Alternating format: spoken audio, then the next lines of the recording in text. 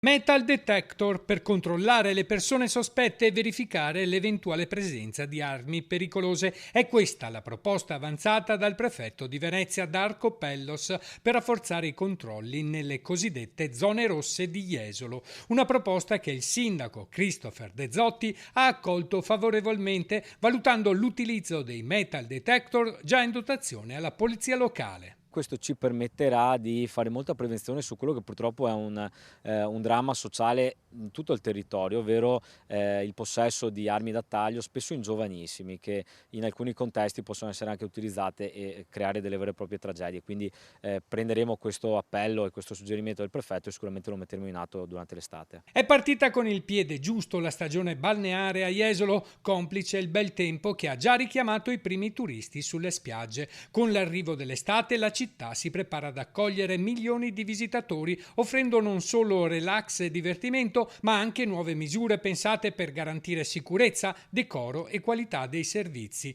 Tra le principali novità introdotte dall'amministrazione comunale tramite una nuova ordinanza spiccano il divieto di fumare sulla battigia, la regolamentazione degli orari dei chioschi, la realizzazione di nuovi servizi igienici e una più attenta gestione delle attrezzature balneari. Il divieto di fumo in battigia, quindi solamente nella riva del mare, che è il primo passo per arrivare a un modello di spiaggia non tanto dei divieti, ma che appunto crei delle zone dedicate ai fumatori, anche da un punto di vista del recupero di mozziconi che oggi sono un grosso problema ambientale per noi. Abbiamo anche fatto un passo in avanti sul tema della durata e quindi l'offerta di servizi tutto l'anno.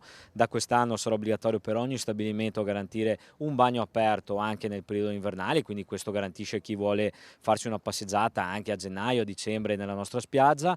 Abbiamo voluto fino al 22 settembre mantenere intatti tutti gli stabilimenti balneari, quindi i disallestimenti avverranno solo da quella data in poi in maniera graduale, visto che ormai le estati durano sempre di più e i servizi possono essere utilizzabili, offerti anche nel mese di ottobre. Ulteriormente chiediamo ai chioschi di essere aperti tutti i giorni, dalla mattina alla sera, per degli orari che garantiscono servizio agli utenti.